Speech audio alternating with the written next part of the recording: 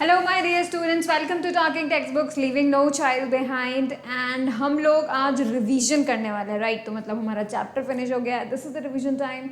And also you have to remember कि आपको अभी क्या करना है, अपनी नोटबुक को ओपन करना है and then you will be revising with me, right? तो हम लोग जल्दी जल्दी पूरा चैप्टर रिवाइज करते चलेंगे एंड कोई भी चीज़ छूट गई हो उसे आप नोट कर लो, ठीक है? तो मतलब अपने नोट्स को आज जो दिन है वो प्रॉपर बनाने का दिन है। सो मेक श्योर कि सभी चीज़ें तुमने अच्छे से नोट की हुई हैं एंड कोई भी चीज़ छूटी नहीं है। Do make sure, right? And इससे क्या होगा, आपका जो साउंड चैप्टर होगा, you will be preparing that sound chapter for the school examination as well as the olympiad level. So basically आप क्या करने वाले हो, साउंड चैप्टर को स्टडी करोगे, वही चैप्टर आपको स्कूल एग्जामिनेशन में भी हेल्प कर सकता है because you are going to get that topic on your school examination, right? And also आपको कॉम्पिटिटिव एग्जामिनेशन में भी हेल्प कर सकता है बिकॉज ये टॉपिक अच्छा खासा वेटेज रखता है ओलंपियाड्स में भी, ठीक है? सो basically this is important. And क्या कर सकते हो आप, एक ही टॉपिक को पढ़ के दोनों एग्जाम दे सकते हो, कितनी अच्छी बात है, राइट? ज़्यादा नहीं पढ़ना पड़ेगा, है ना? चलो अभी देखो, अगर आपको डीपीपी और स्टडी मटेरियल चाहिए then you can definitely join our Telegram channel. How to do that, आपको क्या करना है, आपको टेलीग्राम ऐप के सर्च बॉक्स में TTP08 लिखना है, ठीक है? तो हमारा 8th क्लास का जो चैनल है वो अपेयर हो जाएगा and you can join that. अगर आप ज्वाइन करते हैं तो आपको डीपीपी स्टडी मटेरियल के साथ साथ you will be getting notifications, right? कि अपकमिंग टॉपिक्स क्या हैं, how you are going to do that and all, ठीक है? तो ये सब चीज़ें आपको पता चल जाएगी। Now see, this is the awesome team you can see here and this team is going to help you a lot आपको हेल्प करने वाली है बेसिकली बिकॉज हम लोग बहुत मेहनत कर रहे हैं कि आप लोगों तक क्वालिटी एजुकेशन लेकर आ सकें, alright? And we make sure that you do score a good rank in your examinations. That is what we are making sure. Alright, and that's इसी श्रृंखला के अंदर हम लोगों ने क्या किया है, हम लोगों ने आप लोगों के लिए कुछ पैकेजेस तैयार किए हैं ताकि क्या हो, आपको बहुत मेहनत ना करनी पड़े बट एक राइट डायरेक्शन में अगर आप स्मार्ट वर्क करते हैं तो उससे आपको हेल्प मिल सकती है, ठीक है? एंड उसी के लिए हम लोगों ने जो है आपके लिए पैकेजेस बनाए ताकि आप लोग का हेल्प हो सके। लेट्स सी, मैं आपको बता देती हूँ how these packages are going to benefit you. Now see, you have to go on this website www.talkingtextbooks.in, ठीक है? आपको इस वेबसाइट पे जाना है। जब आप इस वेबसाइट पे जाएंगे you will be getting 2 type of packages. एक पैकेज तो फुल पैकेज है, दूसरा पैकेज है टेस्ट सीरीज, राइट? तो बेसिकली जो फुल पैकेज है उसके अंदर सब कुछ आपको मिलने वाला है। You will be getting the study material, biweekly quizzes, video lectures, right?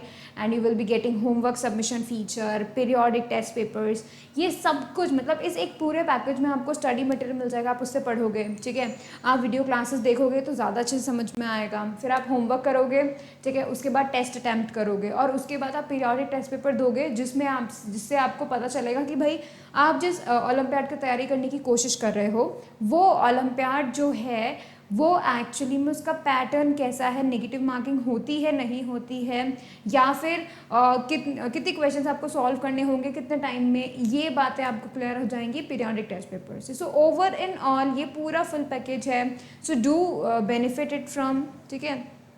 And you can also join the test series. Test series के अंदर you will be getting the biweekly quizzes, right? You will be getting the periodic test papers as well as the live classes. So basically you will be getting the video lectures also along with the test series and that is the thing you are going to get, ठीक है? अगर आपको कोई query होता है कि भाई ये चीज़ें कैसे आपको हेल्प करने वाली है, personal if you want to call us then you can definitely call us and how you are going to do that. So the number is 919549041111. If you call us on this number you will be getting like a call definitely and you can get all your queries resolved. So basically just call us on and get your all queries resolved, ठीक है? That is the main thing actually, कोई doubt नहीं रहना चाहिए, है ना? That is the thing. अब देखो, अगर उसके बाद आप डिसाइड कर लेते हो that you want to buy these, ठीक है? तुमको डिसाइड हो गया है that you are going to buy these, then I am going to give you a code that is CY Live. If you write this code you will be getting a 30% discount, ठीक है? तो अगर आप इस code को लिखते हैं you will be getting a 30% discount. So go ahead, if you are going to buy them use this code and that is very good for you, right? You will be getting a 30% discount. चलो तो अभी क्या करते हैं हम लोग, फटाफट से जो है हमारा जो रिविजन है वो स्टार्ट कर देते हैं, but before that let's promise Promise yourself you will be watching the whole lecture, you will be making proper notes and you will be revising on the daily basis. ठीक है, so that is the most important thing, right? And we have to promise ourselves so that we stick to that promise and make it happen. All right, so we are going to start the revision now. Get set go. All right, चलो. So basically हमने introduction में क्या देखा था कि जो sound energy होती है, ठीक है, वो एक्चुअली में वेव होती है. ठीक है, मतलब sound energy how it is going to you know, हम इसको पूरा मेंशन कैसे करेंगे. साउंड के बारे में जब हम बोलते हैं तो हम क्या बोलते हैं कि हमारे मुंह से, ठीक है, साउंड बाहर आती है, डेफिनेट सी बात है, राइट. एंड वो साउंड फिर तैरती हुई हवा में से जाती हुई किसी और के कानों तक पहुंचती है, तभी उसे पता चलता है कि भाई मैंने बुलाया था, right. So basically what happens, क्या होता है कि साउंड एनर्जी जो एक बॉडी में से प्रोड्यूस हुई है वो किसी दूसरे के ईयर तक जाती है and that's how sound energy travel. So basically energy is going from one place to another, right. जहाँ एनर्जी प्रोड्यूस हुई उससे वो कहाँ जा रही है, किसी दूसरे के कानों में. This is the going of the energy and this going of the energy from one place to another is known as what, wave. Alright, so we talk about waves. ठीक है, वेव्स तो हमने बहुत सारी देखी हुई हैं, हमने पानी के अंदर भी वेव्स देखी हुई हैं, राइट. तो उसमें क्या होता है, हम पैबल फेंकते हैं एंड सर्कुलर रिंग्स जो हैं वो बाहर की तरफ ऐसे फ्लो होते हुए दिखती हैं. That is also a wave, right, but that is what transverse wave. ठीक है, basically we are going to get that through कि भाई लॉन्गिट्यूडिनल क्या होता है, ट्रांसवर्स क्या होता है, वो हम लोग देखेंगे. Alright, so we talked about कि भाई जो वेव होती है एक्चुअली में that wave is just a disturbance जो कि एक प्लेस से दूसरी प्लेस में जा रहा है but by the help of a medium, right. तो मतलब अगर कोई एनर्जी, राइट, एक प्लेस से दूसरे प्लेस में जाती है with the help of the medium, then we call it a wave, right, we call it a wave. But there are many types of wave, let's get through. ठीक है, हम लोग क्या करते हैं, देखते हैं. वेव मोशन का मतलब क्या होता है, ट्रांसफरिंग एनर्जी, एक जगह से एनर्जी दूसरी जगह जा रही है, that's it. That is what the wave motion, right? Because wave is moving, the energy is moving, the disturbance is moving, right? Energy can be taken as disturbance also, right? तो basically क्या हो रहा है कि सिर्फ वो disturbance, वो energy एक जगह से दूसरी जगह जा रही है without affecting the medium. मतलब medium में कोई change नहीं हो रहा है, medium तो सिर्फ help कर रहा है without changing itself. ठीक है, तो बेसिकली पार्टिकल्स क्या करते हैं, हेल्प करते हैं कि भाई वेव को, उस एनर्जी को आगे लेके जाना है. सो व्हाट दे डिड, वो पासिंग द गेम खेलता है. ठीक है, तो क्या करते हैं, एनर्जी को पास ऑन करते हैं अगले पार्टिकल को, अगला पार्टिकल और पास ऑन करता है अगले पार्टिकल को, and that's how they goes on in the forward or any direction. Alright, so that is the thing we are going to get study. ठीक है, अब देखो यहाँ पे क्योंकि हम बात करें वेव के प्रोपगेशन की, तो यहाँ पे क्या होता है, कुछ इस तरीके की वेव्स होती हैं जो कि मीडियम में से जा सकती हैं. जैसे कि कुछ ऐसी वेव जो कि सॉलिड में से जा सकती हैं, लिक्विड में से जा सकती है, गैस में से जा सकती हैं. लेकिन कुछ ऐसी वेव्स भी होती हैं जो वैक्यूम में से भी जा सकती हैं. वैक्यूम के अंदर एज यू नो कि पार्टिकल्स बिल्कुल नहीं होते हैं, राइट. लेकिन फिर भी वैक्यूम के अंदर से you are getting the heat from the sun, right. आप सन से आप तक जो हीट एनर्जी पहुंच रही है, जो लाइट एनर्जी पहुंच रही है, वो वैक्यूम से ही तो पहुंच रही है. So there has to be some other form of waves जो कि वैक्यूम में ट्रैवल कर सकती हैं, and those waves are what the electromagnetic और नॉन मैकेनिकल वेव्स. ठीक है, उनको ही हम इलेक्ट्रोमैग्नेटिक और नॉन मैकेनिकल वेव्स बोलते हैं. और ऐसी वेव जिन्हें मीडियम की ज़रूरत होती है एक जगह से दूसरी जगह जाने में, उन्हें हम क्या बोलते हैं, मैकेनिकल वेव्स. ठीक है, तो अभी आपको पता चला that there are two types of waves depending on the medium. Medium के ऊपर डिपेंड करने के अगर हम बात करते हैं तब हमें टू टाइप्स ऑफ वेव्स मिलती हैं. वन इज इलेक्ट्रोमैग्नेटिक, जिन्हें मीडियम की जरूरत नहीं होती, they can go from the vacuum, and the other one they need medium, they can not go through the vacuum. ठीक है, सो दैट इज मेन थिंग कि जो मैकेनिकल वेव्स होती है ना वो वैक्यूम में से ट्रैवल नहीं कर सकती हैं. ठीक है, चलो ऐसी वेव्स, मैकेनिकल वेव्स जिन्हें एक मीडियम चाहिए प्रोपगेशन में, वो कौन होती हैं, मैकेनिकल वेव्स होती हैं. ठीक है, और ऐसी वेव जिन्हें मीडियम में से जाने की कोई वो नहीं है, मतलब मीडियम हो तो भी सही है, मीडियम नहीं हो तो भी सही है, those are known as the electromagnetics. ठीक है, तो मतलब ये बिना मीडियम में भी ट्रैवल कर लेती हैं. Alright, they have that much of tendency. ठीक है, बेसिकली इसका नाम इलेक्ट्रोमैग्नेटिक वेव्स क्यों रखा है, बिकॉज इसके अंदर क्या होता है, पार्टिकल्स के बजाय, पार्टिकल्स आगे जो फॉरवर्ड करते हैं एनर्जी, उसके बजाय यहाँ पे इलेक्ट्रिक फील्ड्स और मैग्नेटिक फील्ड्स क्या होते हैं, परपेंडिकुलर होते हैं एक दूसरे के, एंड दे मूव फॉरवर्ड. ठीक है। तो ये जो changing electric fields, magnetic fields आगे ट्रैवल कर रहे हैं, they are actually carrying that energy, right. Due to that the energy is going from one place to another. So basically particles की जरूरत नहीं होती है because there are changing fields, है ना।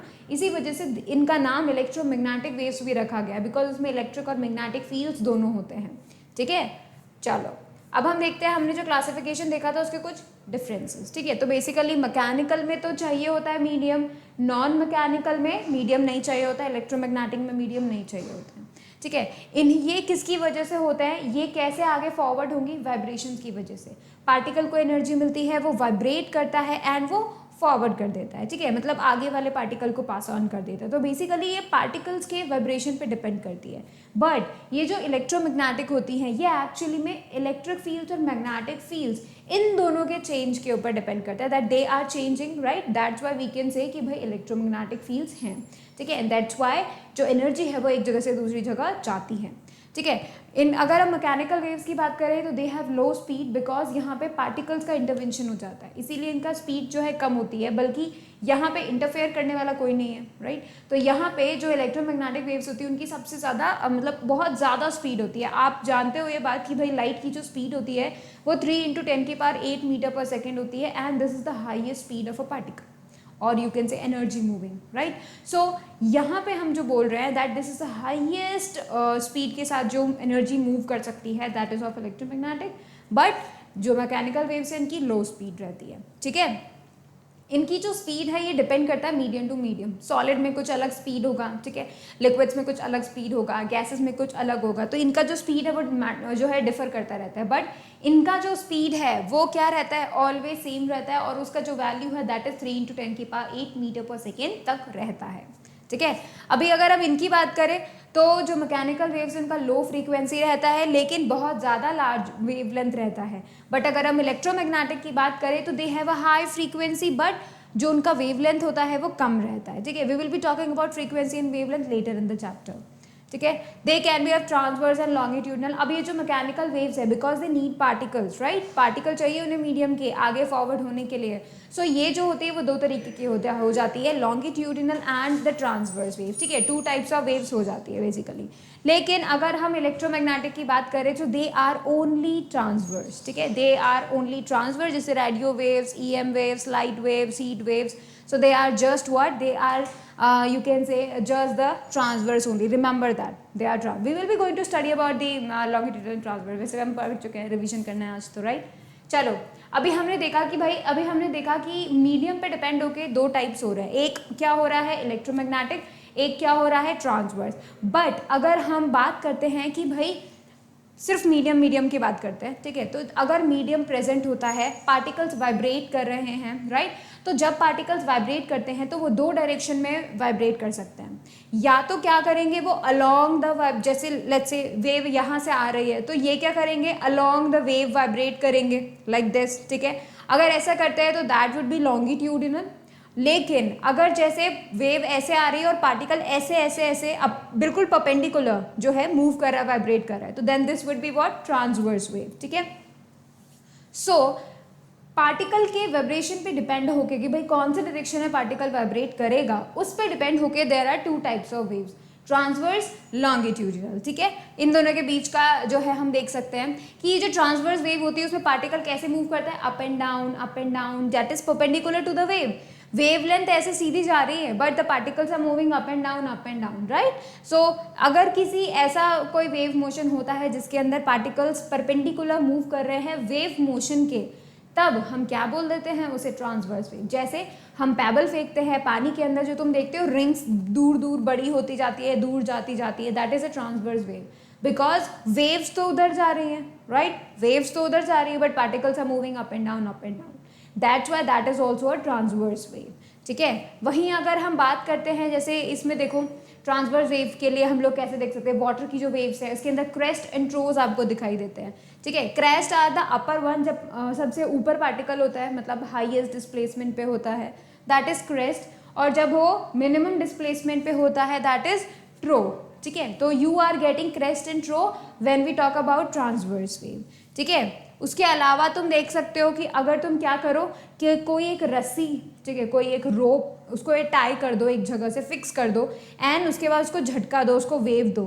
तो वो अप एंड डाउन मूव करेगी, बट जो एनर्जी है वो आगे पीछे मूव करेगी. So basically they are totally perpendicular to each other and that's why they are known as a transverse wave. ठीक है, चलो उसके बाद हमने देखा था लॉन्गिट्यूडिनल. लॉन्गिट्यूडिनल में देखो क्या होता है, ये जो यहाँ पे आप देख रहे हो पार्टिकल्स आगे पीछे रोटेट कर रहे हैं instead of up and down.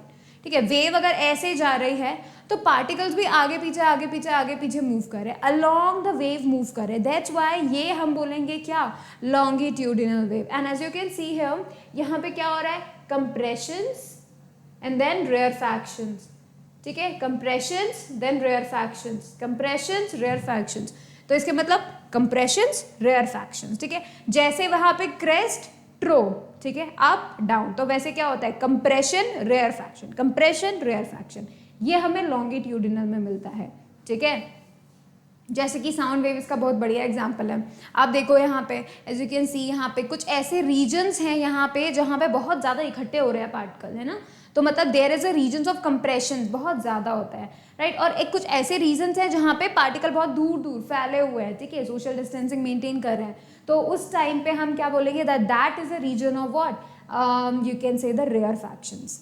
ठीक है, चलो अभी देखो रेयरफैक्शंस का मतलब ये दूर पार्टिकल, कंप्रेशंस पास पार्टिकल्स, राइट.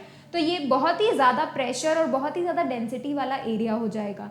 वहीं अगर हम रेयरफैक्शंस की बात करें तो ये कम प्रेशर और कम डेंसिटी वाला एरिया हो जाएगा. ऑलराइट, चलो अभी हम इनकी बात करते हैं, इनके डिफरेंसेस की बात करते हैं. तो ट्रांसवर्स वेव में हमने देखा कि पार्टिकल क्या करता है, परपेंडिकुलर मूव करता है, अप डाउन मूव करे, अगर वेव ऐसे जाती है तो, राइट, परपेंडिकुलर मूव करता है. वहीं अगर हम बात करें लॉन्गिट्यूडिनल वेव की, तो अलोंग द वेव मूव करता है. वेव जिस डायरेक्शन में जा रही है पार्टिकल भी उसी डायरेक्शन के अलोंग रोटेट करेगा, वाइब्रेट करेगा, not rotate but instead vibrate करेगा. ठीक है, जो ट्रांसवर्स वेव होती है वो क्रेस्ट एंड ट्रोज के फॉर्म में जो है उनको फॉर्म करती है. बट अगर हम लॉन्गिट्यूडिनल की बात करें तो क्या होता है, compressions and rarefactions, right, compressions and rarefactions you will be getting. अगर हम दो कंसेक्यूटिव क्रेस्ट की बात करते हैं, उनको हम क्या करते हैं, उनके बीच का डिस्टेंस देखते हैं, so we get what, wavelength. But अगर हम लॉन्गिट्यूडिनल वेव की बात करें तो यहाँ पे हम दो कंप्रेशंस या फिर दो रेयरफैक्शंस के बीच का डिस्टेंस की बात करेंगे.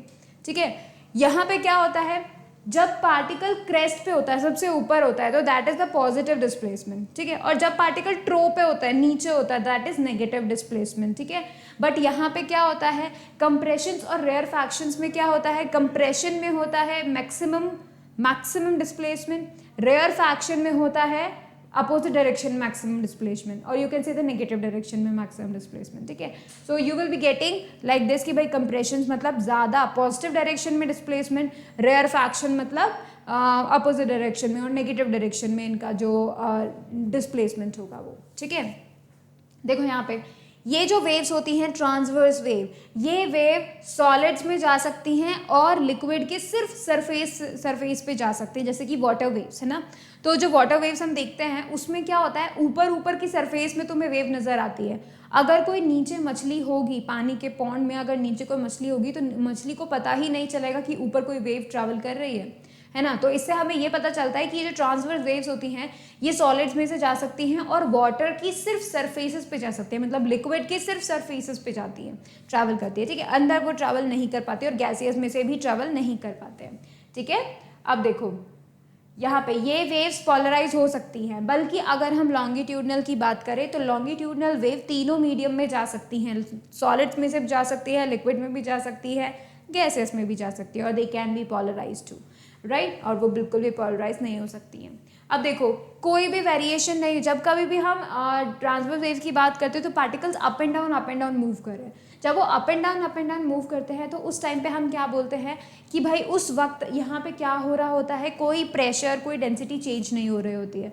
बट अगर हम लॉन्गिट्यूडनल की बात करें तो यहाँ पे कंप्रेशंस और रेयरफैक्शंस होते हैं, एंड इन दैट केस क्या होता है, डेंसिटी और प्रेशर मेंटेन होता है. कंप्रेशंस में they get the high density pressure और रेयरफैक्शन में they get the low density pressure, right. तो that is the main thing जो कि हम लोग लॉन्गिट्यूडनल और ट्रांसवर्स में देखते हैं.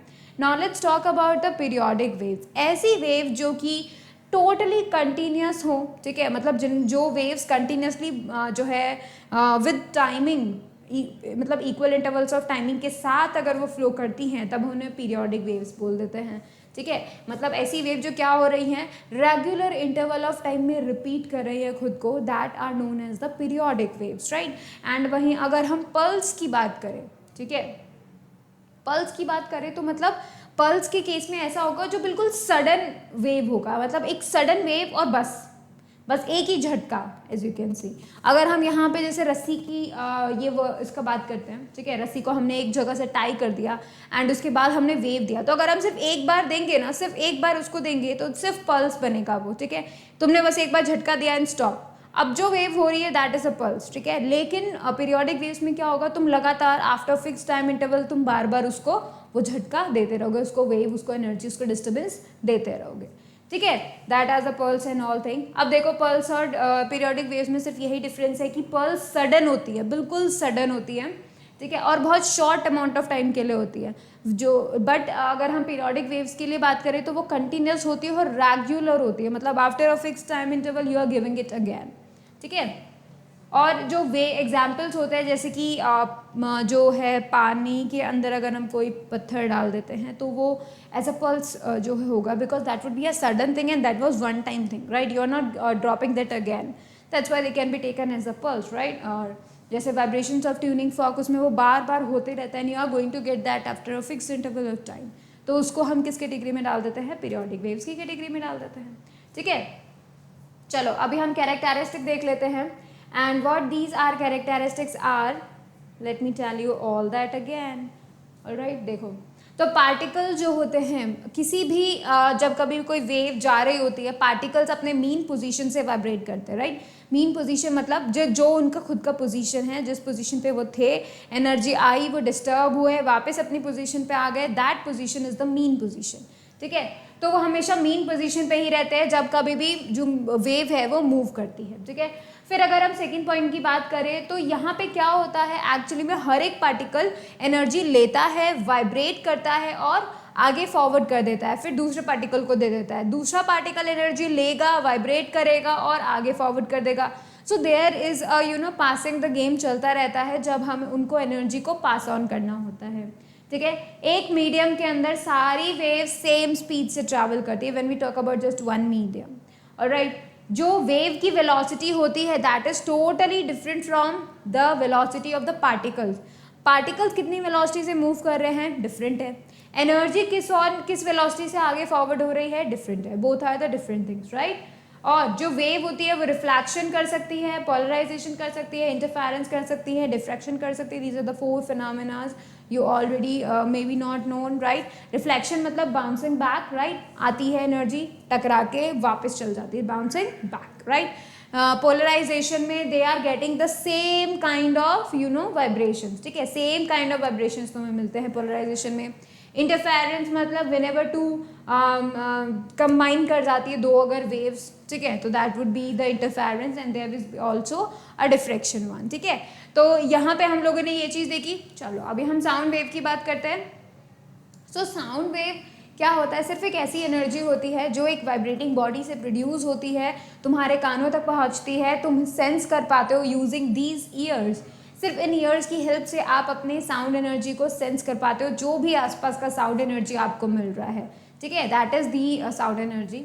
अब ये जो साउंड एनर्जी होती है एक्चुअली में इसको हम प्रोड्यूस कर सकते हैं। कैसे प्रोड्यूस कर सकते हैं, यूजिंग वाइब्रेशंस। कैसे, अगर आप किसी बॉडी को वाइब्रेट करवा पाते हो that means you can produce sound. जैसे कि ये बहुत अच्छा एग्जाम्पल है, ये भी बहुत अच्छा एग्जाम्पल है। क्या करो आप, कोई भी डब्बा होता है, कोई भी बॉक्स, ठीक है, उसके ऊपर आप क्या करो, रबर को लगा दो, ठीक है, छोटे छोटे जो रबर्स आते हैं, रबर बैंड्स आते हैं, उनको लगा दो, ठीक है, लाइक दिस। और उसके बाद जब आप इन्हें प्लग करोगे ना, you will be getting a sound, you will be getting a sound and that's how you are going to produce sound. Just vibrate something and it will definitely give you a sound, right? You will be getting that. ठीक है, laboratories में generally tuning fork को use किया जाता है ना, वहाँ पे जब एक्सपेरिमेंट्स वगैरह होते हैं ट्यूनिंग फॉर्क को यूज़ किया जाता है। एंड इसके अलावा भी तबला यूज़ हो सकता है, गिटार यूज़ हो सकता है, ठीक है। तो मतलब दे can B use if you make a body vibrate, ठीक है, you can definitely produce sound. अलग अलग इंस्ट्रूमेंट्स में अलग अलग चीज़ें वाइब्रेट करती है। जैसे आप देखो वीणा में ये जो स्ट्रेच स्ट्रिंग्स होती हैं उन्हें हम प्लग करते हैं, सो दे वाइब्रेट। ठीक है, तबला में क्या होता है, हम ये जो सरफेस दिख रही है आपको, ब्लैक स्पॉट वाली सरफेस दिख रही है, इसको हम स्ट्रक करते हैं, राइट। तो इसको स्ट्रक करने पर एक्चुअली में क्या होता है, वही मेम्ब्रेन जो स्ट्रेच्ड मेम्ब्रेन है वो क्या करने लगती है, वाइब्रेट करने लगती है, and you got a sound. इन और जो फ्लूट होती है इसके अंदर क्या होता है, इसके अंदर जो प्रेजेंट एयर होती है ना, इसके अंदर प्रेजेंट एक्चुअली में वो वाइब्रेट करती है, and that's how you are going to get a good sound of the flute. ठीक है, सो अलग अलग इंस्ट्रूमेंट्स में अलग अलग चीज़ें वाइब्रेट करती है, that's why you get a different different sound. तुम जानते हो कि भाई फ्लूट की जो साउंड है totally different from tabla, right. तबले की जो साउंड है वो बिल्कुल डिफरेंट होती है किसके, फ्लूट की साउंड से। तो ये डिफरेंट क्यों होती है, बिकॉज यू ऑल नो कि एक तो फर्स्ट ऑफ ऑल वाइब्रेशन जो हो रहे हैं जिस मीडियम के वो डिफरेंट है, सेकेंड थिंग कि उनका जो वेव फ्रंट्स है वो डिफरेंट है। ठीक है, अब देखो हम लोग कैसे प्रोड्यूस करते हैं साउंड। सो बेसिकली ह्यूमंस में क्या होता है, humans have a voice box. ठीक है, राइट हियर वॉइस बॉक्स है यहाँ पे, एंड ये कहाँ होता है, जो विंड पाइप होती है जो ईसोफेगस होती है उसकी जस्ट अबव होता है ये। ठीक है, uh what it has actually, इसके पास 2 वोकल कोड्स होते हैं, as you can see these are the 2, you can see the grey one, ये जो ग्रे वाले हैं ना ये है वोकल कॉर्ड्स। ठीक है, ये जो वोकल कॉर्ड्स होते हैं ये अटैच होते हैं और इस तरीके से अटैच होते हैं कि वहाँ पे एयर के पास ऑन होने के लिए, मतलब एयर के आने जाने के लिए एक स्लिट होता है। ठीक है, छोटा सा स्लिट होता है। ठीक है, तो जब कभी भी हम बोल रहे होते हैं तो हमारे लंग्स उस स्लिट में से एयर को थ्रो आउट करते हैं। जब वो एयर को थ्रो आउट करते हैं तो उस क्या होता है कि आसपास की जो मसल्स है और ये वोकल कॉर्ड्स है ये वाइब्रेट करने लगते हैं, and because they vibrate we get a sound. Alright, अब देखो ये जो मसल्स होती हैं इसकी वजह से, ये जो मसल्स अटैच होती हैं, इन मसल्स की वजह से किसी की आवाज़ भारी मोटी हो सकती है, किसी की आवाज़ पतली हो सकती है, right. So it depends on them. अभी आप देखो कि अगर जो मसल्स हैं वो अगर कॉन्ट्रैक्ट है या फिर वो अगर उसमें है स्ट्रेच्ड मोड में है, ठीक है, तो अगर कॉन्ट्रैक्ट है या स्ट्रेच्ड है, इन दैट केस वो क्या करेंगी, वो वोकल कॉर्ड्स को टाइट और थिन बना देंगी। ठीक है, वोकल कॉर्ड्स को वो क्या करेंगी, टाइट और थिन बना देंगी, and due to that because tight and thin है तो तुम्हें कैसी साउंड सुनाई देगी, एक हाई फ्रीक्वेंसी साउंड सुनाई देगी। ठीक है, पतली आवाज़ सुनाई देगी। वहीं पे अगर सिर्फ रिलैक्स मोड की बात करें, that when the vocal cords are totally at relax mode, ठीक है, जो मसल्स है वो रिलैक्स मोड में है, तो उस केस में जो हमारे वोकल कॉर्ड्स होंगे वो मोटे होंगे। ठीक है, एंड यू कैन से कि वो कैसे होंगे, थिक एंड लूज होंगे, फ्री हो, क्योंकि रिलैक्स मोड में है ना, और उस वक्त लो फ्रीक्वेंसी का साउंड होता है, जैसे कि भारी आवाज़ हम बोलते हैं। ठीक है, लो फ्रीक्वेंसी साउंड होता है। ऑलराइट, चलो फिर अगर हम आगे चलते हैं प्रोपगेशन के में देखते हैं। तो बेटा देखो, जब हम प्रोपगेशन की बात कर रहे हैं तो मतलब we are talking about sound का प्रोपगेशन, एक जगह से दूसरी जगह एनर्जी जा रही है, राइट। उसके लिए क्या होता है, एनर्जी, जो भी एनर्जी प्रोड्यूस होती है, ठीक है, उस इंस्ट्रूमेंट के पास क्या होता है, पार्टिकल्स, एयर के जितने भी पार्टिकल्स होते हैं वो क्या करते हैं, वो एनर्जी ले लेते हैं, वाइब्रेट करते हैं, and they pass on the energy. फिर जो नेक्स्ट पार्टिकल है उसको एनर्जी मिल गई, अब वो वाइब्रेट करेगा और पास ऑन कर देगा। तो ऐसे करते करते करते पास ऑन करते करते ईयर्स तक पहुंच जाती है, right, and that's how we got sense of the sound. So basically this is just a vibration of particles, right, propagate करते हुए उनको हेल्प करते हैं। एंड अदर थिंग कि भाई वैक्यूम में से साउंड जो है प्रोपोगेट नहीं कर सकती। डू रिमेंबर दैट, ठीक है, उसको तुम अच्छे से रिमेंबर करके रखो। Now let me tell you a experiment जिससे आप प्रूव कर सकते हो दैट जो साउंड है दैट रिक्वायर्स अ मीडियम।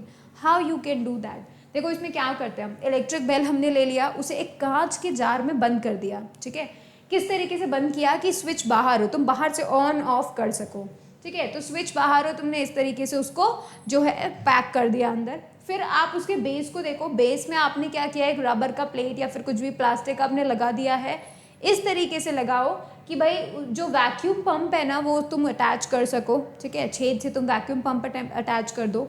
अब जब पूरा सेटअप हो चुका है, on that electric bell on करोगे तो तुम्हें बजती हुई दिखाई देगी और तुम्हें आवाज़ भी सुनाई देगी, बिकॉज अभी इसके अंदर एयर प्रेजेंट है, राइट, एंड एयर प्रेजेंट है and you are getting to hear the sound. हालांकि साउंड तो बहुत ही कम सुनाई देगी but you will get to listen that. ठीक है, उसके बाद क्या करो, तुम ऑन है, तुम्हें बजती भी दिखेगी, आवाज़ आती भी दिखेगी। ठीक है, आवाज़ सुनाई भी देगी, डेफिनेटली आती भी तो नहीं दिखेगी बट सुनाई देगी।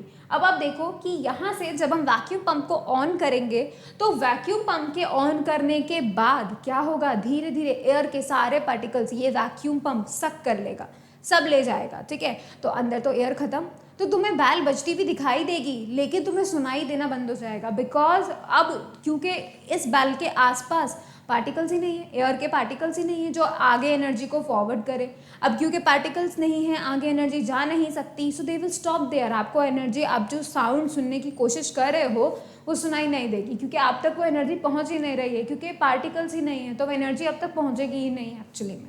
ठीक है, so this proves that sound needs a medium, right. And इसका जो कंक्लूजन है वो हम ये देख सकते हैं दैट एक मीडियम के एब्सेंस में कोई साउंड सुनाई नहीं देगी। और पता है यही रीज़न है कि अगर मून पे कभी कोई एक्सप्लोजन हो जाता है, so you will never get to listen that, because moon और अर्थ के बीच में है वैक्यूम, राइट।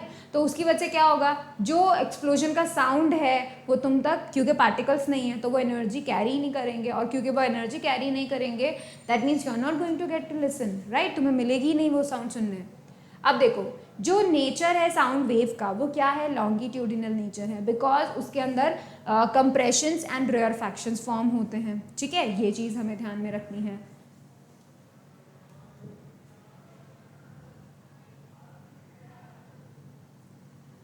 ऑलराइट, तो क्या होता है देखो, जब वो वाइब्रेट करते हैं, वाइब्रेट कर रहे हैं किस तरीके से, ये जो प्रॉन्ग्स हैं वाइब्रेट कर रहे हैं, so you get to listen to these things, right. ये जो एनर्जी फॉरवर्ड हो रही है this is the sound waves, right.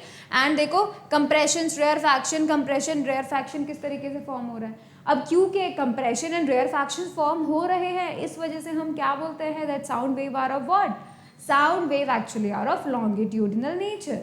ठीक है, चलो अब देखो कंप्रेशन ऐसे रीजन जो मैक्सिमम डेंसिटी मैक्सिमम प्रेशर के हैं, रेयर फैक्शंस ऐसे रीजन होते हैं जो कि लो डेंसिटी और लो प्रेशर के होते हैं। जैसे देखो कंप्रेशंस सारे पार्टिकल्स पास पास तो बहुत ज़्यादा भीड़ भाड़ होगी, बहुत ज़्यादा डेंसिटी एंड प्रेशर होगा, है ना। बट रेयर फैक्शन पार्टिकल्स दूर दूर तो कम भीड़ होगी, no you can say low density and the low pressure, right.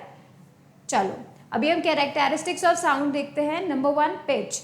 Pitch मतलब फ्रीक्वेंसी का सेंसेशन, मतलब फ्रीक्वेंसी जो है पतली है, या यू कैन से जब हम वॉइसेस के लिए बोलते हैं तो श्रिल वॉइस जो होती है, पतली आवाज़ जो होती है, that is of high frequency. वहीं अगर हम हॉर्स साउंड की बात करते हैं यानी कि लो फ्रीक्वेंसी, जैसे कि रोर ऑफ अ लायन की अगर हम बात करते हैं, then we get to hear about the low frequency sound, और उसे हम बोलते हैं क्या, shrill, not that hoarse voice, right. तो low frequency will be getting a hoarse sound, ठीक है, कम फ्रीक्वेंसी। इसी वजह से हम जो पिच की बात करते हैं, पतली आवाज़ और मोटी आवाज़ की बात करते हैं, जब कोई चिल्लाता है ना, तो जब कोई चिल्लाता है उस वक्त जो फ्रीक्वेंसी होती है बहुत ज़्यादा हाई होती है, इसी वजह से आपको एक पतली आवाज़ सुनाई देती है। और जब कभी हम मॉर्निंग में उठते हैं तो हमारी आवाज़ कैसी होती है, भारी होती है, थोड़ी मोटी सी आवाज़ होती है, राइट। वो क्यों होती है, किस वजह से होती है, बिकॉज उस वक्त हमारी जो साउंड का फ्रीक्वेंसी है बहुत ही लो रहता है, ऑलराइट। और आपको कैसे पता चलेगा, जब आपको एक डायग्राम दे दिया जाएगा, how you are going to identify कि पिच ज़्यादा है या कम, you are going to identify the number of what, number of waves. ठीक है, देखो एक वेव, दो वेव, ठीक है, और यहाँ पे देखो सिर्फ एक वेव, तो मतलब एक पर्टिकुलर टाइम में how you are getting more, अगर तुम्हें मोर वेव्स मिल रही हैं, as you can see here, right, दो वेव्स हैं ये आपस में और यहाँ पे वन वेव है, तो इसके पास ज़्यादा फ्रीक्वेंसी है। ठीक है, number of waves in 1 second giving you more frequency, number of waves in less, you know 1 second, number of waves अगर लेस हो जाती है 1 सेकेंड में, you are going to get less frequency. ठीक है, चलो नेक्स्ट आप देख सकते हो सेकेंड वन, लाउडनेस। ऐसी आवाज़ जो दूर तक सुनाई दे, दैट इज लाउड वन। ठीक है, तो मतलब साउंड लाउड होती है जो दूर तक सुनाई देती है।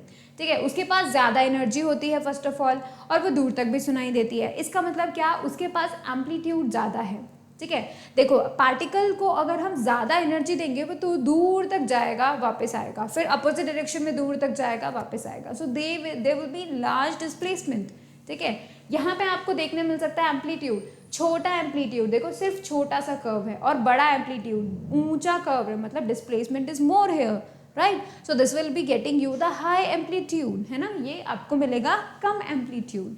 ठीक है, तो ये डिपेंड करता है लाउडनेस और सॉफ्टनेस पे, तो loudness and softness are totally dependent on the amplitude. ठीक है, क्वालिटी की बात करते हैं। क्वालिटी का मतलब क्या होता है कि भाई दो अलग अलग आवाज़ों को आप पहचानने की जो आपके पास टेंडेंसी है, that is because of quality. ठीक है, टिम्ब्रे जिसे हम बोलते हैं। देखो जैसे अगर आप सेम फ्रीक्वेंसी सेम और अगर आप एम्पलीट्यूड रख देते हैं, सेम फ्रीक्वेंसी सेम एम्पलीट्यूड रख देते हैं, फिर भी आप पहचान जाएंगे कि कौन से फ्लूट की आवाज़ है और कौन से तबले की आवाज़ है। क्यों? Because both are different sounds and the quality which makes them different, right, that is what because of the wave fronts of the sound. ठीक है, उसके बाद हम बात करते हैं किसकी? इंटेंसिटी की। आई टोल्ड यू इंटेंसिटी क्या होता है। इंटेंसिटी होता है कि भाई कितनी साउंड एनर्जी एक पर्टिकुलर एरिया में से जा रही है कितने टाइम में, that is what intensity. Intensity sound energy जो होती है, ऑब्वियसली आप बोल सकते हो कि जो सोर्स होता है उसके पास ज़्यादा एनर्जी होती है, उसके आसपास ज़्यादा एनर्जी होता है ना। अब देखो अगर तुम किसी बड़े से स्पीकर के पास गाने सुनने जाओगे, ठीक है, बहुत बड़े स्पीकर्स लगे हुए, डीजे वीजे लगे हुए, ठीक है, पास जाओगे तो तुम्हें बहुत लाउड साउंड सुनाई देती है। जैसे जैसे तुम दूर जाओगे तुम्हें कम साउंड सुनाई देगी, because intensity is more there, है ना, वहाँ पे इंटेंसिटी ज़्यादा है, वहाँ पे एम्पलीट्यूड ज़्यादा है। ठीक है, सो बेसिकली आपको वहाँ पे ज़्यादा साउंड सुनाई देगा। ठीक है, so make sure you get less intensity. ठीक है, कानों को खराब नहीं करना है ना, क्योंकि अभी देखो इंटेंसिटी का फॉर्मूला होता है sound energy divided by time into area. ठीक है, तो साउंड एनर्जी कितने एरिया में कितने टाइम में निकलती है, that is what the intensity. Intensity का यूनिट आप देख सकते हो, साउंड एनर्जी का जूल होता है, टाइम का सेकेंड, एरिया का metre square. You would be getting joule second metre square. Joule पर सेकेंड क्या बन गया? वॉट बन गया, और पर मीटर स्क्वायर बन गया। ठीक है, चलो अभी लाउडनेस और इंटेंसिटी में हम डिफ्रेंशिएट कर लेते हैं। देखो लाउडनेस क्या होता है, अलग अलग होता है। किसी एक इंसान के लिए जो लाउडनेस है, मान लो उसको एक साउंड सुना रहे हैं, हम उसको एक सॉन्ग सुना रहे हैं, ठीक है, और उसको वो सॉन्ग बहुत ही लाउड लग रहा है, ठीक है, फिर वही सॉन्ग हम किसी और को सुना दे सेम वॉल्यूम पे, ठीक है, और वो फिर उसको हो सकता है वो उसको सॉफ्ट साउंड लगे। तो ये अलग अलग कानों पे डिपेंड करता है, अलग अलग लोगों पे डिपेंड करता है। इसीलिए हम लाउडनेस को क्या बोल देते हैं? इस लाउडनेस को बोल देते हैं सब्जेक्टिव क्वांटिटी। अलग अलग लोगों के लिए अलग अलग उसका एक्सपीरियंस रहता है। ठीक है, लेकिन अगर हम इंटेंसिटी की बात करते हैं तो intensity is fix for everyone, it is objective quantity, वो फिक्स होती है सभी लोगों के लिए। ठीक है, उसके बाद हमने क्या सीखा था? मेजरमेंट, कि भाई हम कैसे जो इंटेंसिटी है उसको मेजर करते हैं।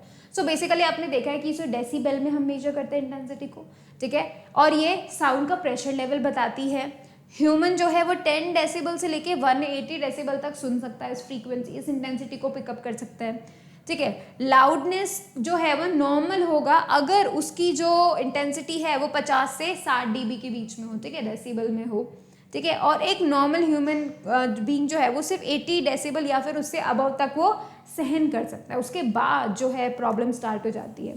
ठीक है, और ये देखो मैंने तुम्हें इतने सारे वो बताए थे कि भाई अलग अलग वॉइसेस पे यू गेट अलग अलग ऑफ इंटेंसिटीज। ठीक है, सबसे कम इंटेंसिटी ड्रॉपिंग पिन होती है, क्योंकि हम क्लास में क्या बोलते हैं? पिन ड्रॉप साइलेंस, वो इसीलिए बोलते हैं because it has so much less intensity.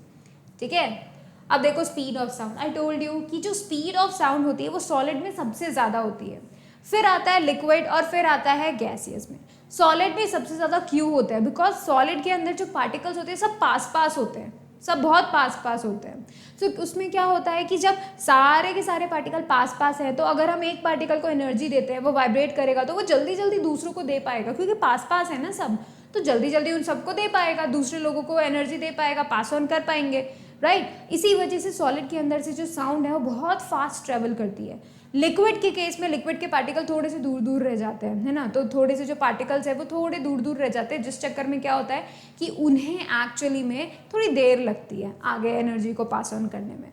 वहीं अगर हम एयर की बात करें, एयर के पार्टिकल्स तो बहुत दूर दूर रहते हैं, तो व्हाट दे गेट, उनकी जो एनर्जी है वो बहुत दूर दूर हो जाती है, राइट। ये जो है क्योंकि एनर्जी अब उसको पास ऑन करने के लिए तुम्हें थोड़ा दूर ट्रैवल करने का, so that requires a very great time, right. And just because of that हम लोग बोलते हैं कि सॉलिड की जो वेलोसिटी है, सॉलिड के अंदर जो साउंड की velocity actually that is very much greater than as compare to the liquid और द गैसेस। ठीक है, उसके बाद हम लोगों ने क्या देखा था कि भाई इफेक्ट टेम्परेचर का क्या होता है। जब टेम्परेचर को बढ़ा दिया जाता है, अगर हम सिर्फ 1 डिग्री सेल्सियस टेम्परेचर बढ़ा दें मीडियम का, तो स्पीड ऑफ साउंड 0.61 मीटर पर सेकेंड बढ़ जाती है हर बार। ठीक है, तो अगर आप टेम्परेचर इंक्रीज करते जाओगे स्पीड ऑफ साउंड भी इंक्रीज होते जाएगी। ठीक है, ये बात आपको ध्यान रखनी है। और ये बात ध्यान में रखनी है, how you are going to calculate that. देखो वी टी बराबर V naught plus 0.61 T. V naught मतलब ये है velocity at 0 degree Celsius, this is the velocity at T degree Celsius temperature पे, ठीक है। और this 0.61 that is the speed, और टी का मतलब चेंज इन टेम्परेचर, ठीक है। तो अगर हम इस फॉर्मूले को यूज करते हैं तब एक्चुअली में हम लोग कैलकुलेट कर सकते हैं वेलोसिटी, ठीक है, of sound at any temperature, ठीक है। Velocity of sound at any temperature हम लोग कैलकुलेट कर सकते हैं। उसके बाद हमने एग्जाम्पल भी किया था, राइट। एंड उसके बाद हम लोग रेंज देख रहे थे, भाई ह्यूमन की ईयर की जो रेंज होती है वो कितनी होती है, वो होती है 20 हर्ट्ज टू 20 किलो हर्ट्ज। लेकिन बच्चों की जो होती है वो देखो 30 किलो हर्ट्ज तक जा सकती है। फिर जैसे जैसे हम लोग बड़े होते हैं, एजिंग प्रोसेस होती है, तो क्या होता है, हमारी जो कैपेसिटी है वो कम होते जाती है। एंड ड्यू टू दैट देखो 10 to 12 किलो हर्ट्ज ही रह पाती है ना। अभी देखो डॉग्स जो होते हैं वो 50 किलो हर्ट्ज तक सुन सकते हैं, बैट्स 100 किलो हर्ट्ज तक सुन सकते हैं, elephants whales less than 20 hertz तक सुन सकते हैं। एंड आई टोल्ड यू जितने बड़े कान होंगे ना वो छोटी से छोटी वॉइस को भी कैप्चर कर सकते हैं। सो एलिफेंट्स और वेल्स तो कितने बड़े बड़े एनिमल्स होते हैं, राइट। एंड आप देख सकते हो वो 20 हर्ट्ज से कम की भी साउंड को जो है कैप्चर कर सकते हैं। सोचो अभी तुम कितने टैलेंटेड है वो।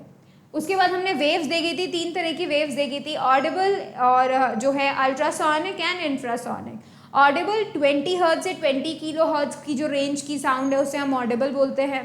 20 किलो हर्ट्ज से अगर ज़्यादा की साउंड हो जाती है तो अल्ट्रासोनिक, 20 हर्ट्ज से कम की हो जाती है तो इंफ्रासोनिक, ठीक है। और अल्ट्रासोनिक का फ्रीक्वेंसी क्योंकि 20 किलो हर्ट्ज से ज़्यादा का होता है, तो बड़ी जो फ्रीक्वेंसी होती है ना वो छोटे छोटी चीज़ों से आती है, जैसे कि क्वार्ट्ज क्रिस्टल की वाइब्रेशन से, ठीक है, क्योंकि छोटे सोर्सेस से जनरेट होती है। वहीं अगर हम इंफ्रासोनिक की बात करें तो इंफ्रासोनिक साउंड्स जो हैं वो बड़े बड़े सोर्सेस से जनरेट होती है, जैसे कि अर्थक्वेक जो कितना बड़ा सोर्स है, एंड उससे जो साउंड है वो कौन सुन सकता है, एलिफेंट्स वगैरह सुन सकते हैं। सो जब हम इंफ्रासाउंड की बात करते हैं तो एलिफेंट्स वगैरह जो है जल्दी पहचान जाते हैं कि भाई अर्थक्वेक आ रहा है कि नहीं, because they can sense the infrasonic sound, right. That's why they can do, they are capable to do that. अब हम म्यूज़िक और इसकी बात करते हैं, नॉइज़ की। तो कोई भी ऐसा साउंड होता है ना जो बहुत ही आपको प्लीजेंट लगता है, आपको बहुत अच्छा लगता है, कंटिन्यूस होता है, राइट, वो हमें म्यूज़िक होता है, ठीक है। लेकिन जो ऐसा जो डिसकंटिन्यूस होता है, डिस्क्रीट होता है, and you are not capable of listening to that continuously, तुम ज़्यादा देर तक उसको सुन नहीं सकते, हम उसको नॉइज़ की कैटेगरी में डाल देते हैं। वहीं उसके अलावा अगर हम देखें कि ये जो म्यूज़िक होता है पीरियोडिक होता है, लेकिन नॉइज़ की बात करें तो बहुत ही एब्रप्ट होता है, मतलब बिल्कुल अच्छा सा नहीं होता, बिल्कुल डिसअसेंबल होता है, एज वी कैन सी। अब देख सकते हो अब यहाँ पे कि जो म्यूज़िक होता है वो म्यूज़िकल इंस्ट्रूमेंट से हम लोग जो है देख सकते हैं। म्यूज़िकल इंस्ट्रूमेंट की हेल्प से म्यूज़िक जो है बहुत ही प्लीजेंट आपको मिल सकता है, क्योंकि वाइब्रेशन कौन हो रहे होते हैं, stretched membrane, stretched string, right, ये सब वाइब्रेट हो रहे हैं। वहीं अगर हम नॉइज़ की बात करें तो किसी भी अलग, जैसे स्क्रीचिंग नॉइज़ होता है, राइट, उस तरीके की अगर साउंड जो होती हैं, in that case you are getting to get a noise, ठीक है। और हम लोगों ने हार्मफुल इफेक्ट्स भी देखे थे, प्रिवेंशन भी देखे थे। So make sure you do protect your self from loud sound, ठीक है। सो बेसिकली क्या करना है, आपको ज़्यादा तेज गाने नहीं सुनने हैं, make sure you do less noise pollution. अब देखो हम लोगों ने बाद में और क्या देखा था, वेव टर्मिनोलॉजी देखा था, उसके अंदर सबसे पहला एम्पलीट्यूड देखा था। एम्पलीट्यूड मैंने आपको पहले ही बता दिया है, अगर कोई पार्टिकल को एनर्जी हिट करती है तो वो पार्टिकल कितना दूर तक जाता है और वापस आ जाता है, that is what the amplitude, है ना। उसके अलावा हमने देखा था distance covered in one vibration, एक वाइब्रेशन में जो डिस्टेंस कवर्ड होता है that is 4 times of amplitude. And how you are going to identify that, देखो यहाँ पे एम्पलीट्यूड का मतलब कितना ऊपर जाता है, मतलब कितना ज़्यादा डिस्प्लेसमेंट होता है, ठीक है, that is what the amplitude. अगर वेव का ज़्यादा एम्पलीट्यूड होता है तो ये और ऊपर चले जाएगा, और अगर कम एम्पलीट्यूड होता है तो ये सिर्फ नीचे से आ जाएगा, ठीक है। So less displacement less amplitude, large displacement large amplitude, ठीक है। सेकेंड वाला फिर हमने जो है क्वेश्चन देखा था, फिर सेकेंड वाले की बात करते हैं, दैट इज वेवलेंथ। वेवलेंथ को एक्चुअली में हम क्या बोलते हैं कि एक वेव कितना डिस्टेंस ट्रैवल करती है, दैट इज द वेवलेंथ, ठीक है। 2 क्रेस्ट के बीच में वो वेवलेंथ हो गया, 2 ट्रोज के बीच में वो वेवलेंथ हो गया, 2 कंप्रेशंस के बीच में वो वेवलेंथ हो गया, और 2 लॉन्गिट्यूडनल जो वेव अगर होती है तो कंप्रेशंस और रेयर फैक्शंस के बीच में that would B also the wave length. So basically एक वेव कितना डिस्टेंस ट्रैवल करती है, that is just wave length, और इसे हम शो करते हैं किससे, लैम्डा से. ठीक है, अब देखो थर्ड है टाइम पीरियड. एक वेव को कंप्लीट होने में कितना टाइम लगता है, that is the time period. ठीक है, तो मतलब वेव लेंथ को ट्रैवल कर रहे हैं, राइट. वेव लेंथ मतलब एक वेव का लेंथ, एक वेव का टाइम, तो we can get the wave velocity also, right. फिर देखो फ्रीक्वेंसी. फ्रीक्वेंसी मतलब एक सेकंड के अंदर एक पार्टिकल कितने वाइब्रेशंस कर रहा है. ठीक है, एक सेकंड के अंदर कितने वाइब्रेशंस कर रहा है. अगर एक सेकंड के अंदर वो 5 वाइब्रेशंस करता है तो उसकी फ्रीक्वेंसी हम बोलेंगे 5 हर्ट्ज. ठीक है, तो ये चीज़ जो है काफ़ी अच्छी है. अभी देखो एन, कैपिटल एन और एफ तीनों से ही हम फ्रीक्वेंसी को शो कर सकते हैं. ठीक है, अब देखो तुम फ्रीक्वेंसी और टाइम पीरियड के बीच में रिलेशन देखो. मैंने तुम्हें बताया टाइम पीरियड मतलब क्या. टाइम पीरियड मतलब एक वेव को लगने वाला time, that is time period. और हम फ्रीक्वेंसी की बात कर रहे हैं कि भाई एक यू कैन से एक सेकंड के अंदर कितने वाइब्रेशंस हो रहे हैं, दैट्स फ्रीक्वेंसी. अगर मैं इन दोनों को जोड़ना चाहूँ, so we can get that by this relation. Time period is equals to 1 upon frequency. Remember this is the important formula. Conversion में बहुत इंपॉर्टेंट होगा ये. अब देखो वेव वेलोसिटी. वेव वेलोसिटी मतलब एक वेव कितनी दूर जा रही है, कितना डिस्टेंस ट्रैवल कर रही है, कितने टाइम में कर रही है, दैट्स वेव वेलोसिटी.